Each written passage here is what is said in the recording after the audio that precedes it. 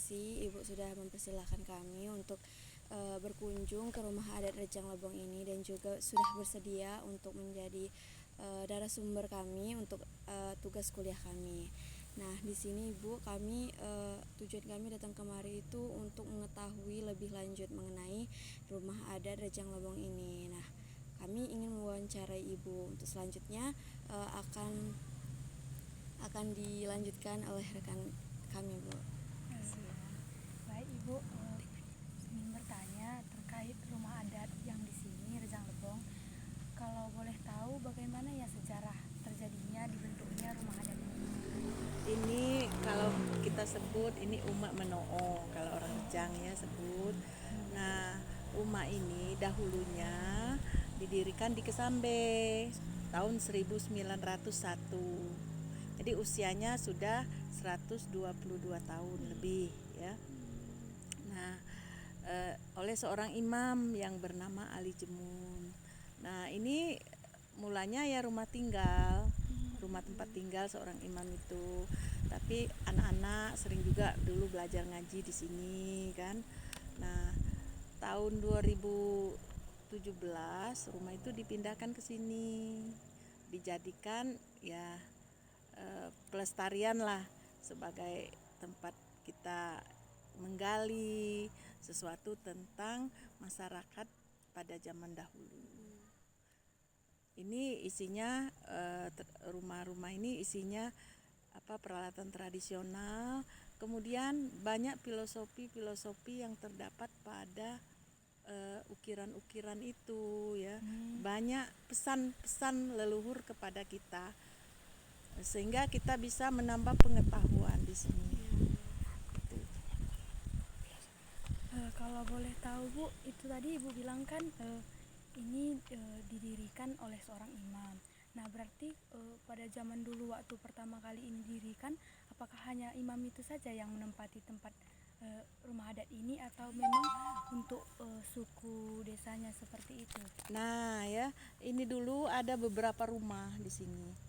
Ada dulu rumah seorang pangeran, kemudian sepupunya ini sebenarnya mereka itu masih saudara ya, sepupu gitu, satu keluarga. Ada yang sebagai itu kalau kita di sini dulu tabib marga ya. Kalau leluhur saya itu tabib marga, masih sepupu sama yang ini imam. Kemudian masih sepupu juga sama yang pemimpinnya pangeran gitu kan. Nah, mereka itu ada beberapa rumah. Nah, kemudian mereka punya tugas masing-masing dalam satu lingkup keluarga itu. Rejang ini dahulu waktu di Sambe itu disebut Rejang Selopoa. Rejang Selopoa.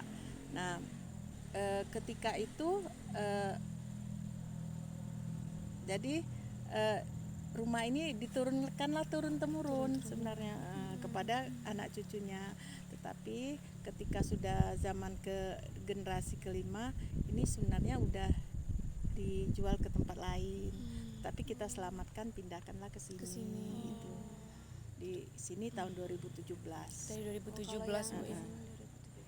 Terus tadi Ibu bilang banyak filosofinya di sini kan Bu? Banyak filosofi, termasuk misalnya ukiran itu ya. Nanti kita lihat ada ukiran itu. Ukiran itu kalau orang Rejang disebut ukiran tenak. Disebut tenak itu tahu kamu labu yang merambat-rambat di ini tenak ya, yang putih ada putihnya itu biasanya letak di atas atap kalau mau tegak bubungan. Kalau ada orang Serawai itu disebut kundur atau Linggur. Ya, linggur. Nah, linggur. Nah, kalau orang Rejang sebut tenak. Sebenarnya kenapa itu sebenarnya kan merambatnya di tanah. Tapi kenapa itu sampai ke atas? Nah, itu supaya kita berpikir begini, untuk mencapai suatu ketinggian atas atau puncak, kita butuh penopang hidup. Nah, gitu. Jadi ketika kita merambat di bawah itu tidak mustahil kita bisa sampai puncak karena ada sesuatu misalnya berupa tiang ya, semacam suatu dukungan ya, baik material maupun spiritual untuk kita sampai ke puncak itu ya. dari pengetahuan atau segala macam. Jadi yang terutama kita tuntutlah ilmu untuk mencapai suatu keberhasilan gitu kan. Tidak mustahil kita bisa sampai puncak itu. Kalau kita pikir kan tidak mungkin lah lingkur itu bisa sampai puncak. Itulah kenapa letak di atas. Itu serendah-rendahnya manusia itu kalau sudah punya pegangan hidup itu bisa mencapai kesuksesan gitu. Itu sebenarnya pesan kepada kita. Kemudian ada lagi misalnya ada di sana ada tebu, sering diletak ketika penai itu ada tebu hitam itu. Kenapa diletak tebu? Tebu itu pancung dulu kemudian ditanam, kemudian baru dimakan.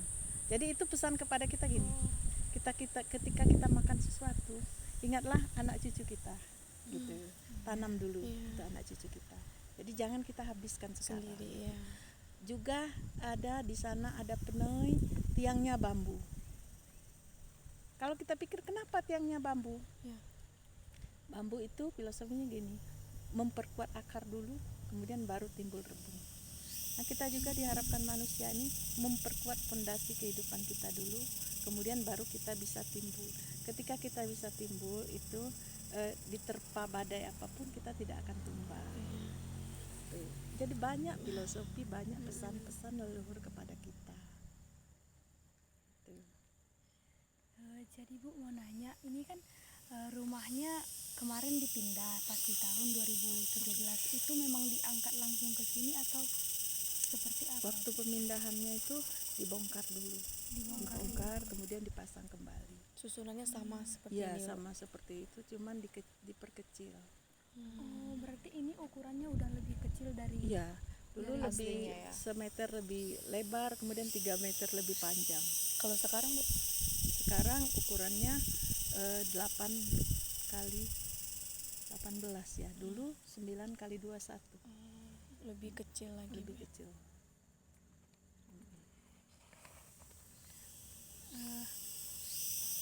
Kalau boleh tahu Bu, terkait material ataupun bahan-bahan yang digunakan dalam pembuatan rumah adat ini itu berbentuk apa saja ya Bu?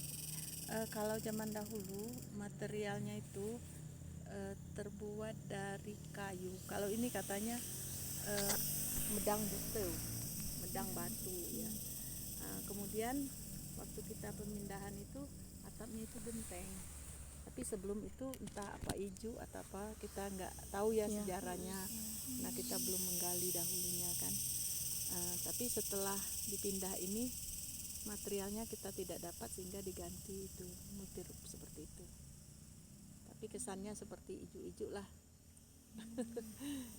Tapi semua itu dari bawah sampai atas kecuali atap itu asli semua. Yang lain itu asli semua. Ini ada alasan enggak Bu? Ini kan seperti rumah panggung kan Bu. Mengapa dibikin bentuknya seperti ini? Apa bisa untuk Baik Ibu, sekali lagi mungkin itu saja yang ingin kami perbincangkan dengan Ibu. Sekali lagi kami berterima kasih banyak kepada Ibu telah bersedia untuk diwawancarai, dan berterima kasih juga kepada Ibu yang telah melestarikan rumah adat ini. Semoga kedepannya rumah adat ini lebih baik lagi serta juga bisa dilirik oleh pemerintah. Kami mungkin dapat membantu dalam hal seperti ini saja Bu. Mungkin dari teman-teman ada yang ingin ditambahkan untuk penutup kita. Baik, sedikit saya tambah Ibu. Kami semua berlima mengucapkan banyak terima kasih kepada Ibu yang bersedia memberi waktunya untuk kami wawancara dan memberi pengetahuannya bagi kami terkait dengan rumah adat yang ada di sini, sehingga kami juga akhirnya tahu ada rumah adat di sini dan seperti apa pelestariannya, seperti apa rumah adat ini sekarang, seperti itu Bu. Dan kami juga sangat senang melihat rumah adat ini sampai sekarang di tahun era modern seperti ini masih kokoh seperti itu, ada yang terlestari seperti itu. Semoga untuk kedepannya rumah adat ini tetap terlestari dan semakin baik, dan seperti teman saya bilang tadi juga cepat dilirik oleh pemerintah. Jadi itu mungkin sekian dari kami. Jika kami ada salah kata, kami mohon maaf Bu. Ya, sama-sama Ibu juga. Terima kasih ya Bu. Iya. Terima kasih Ibu.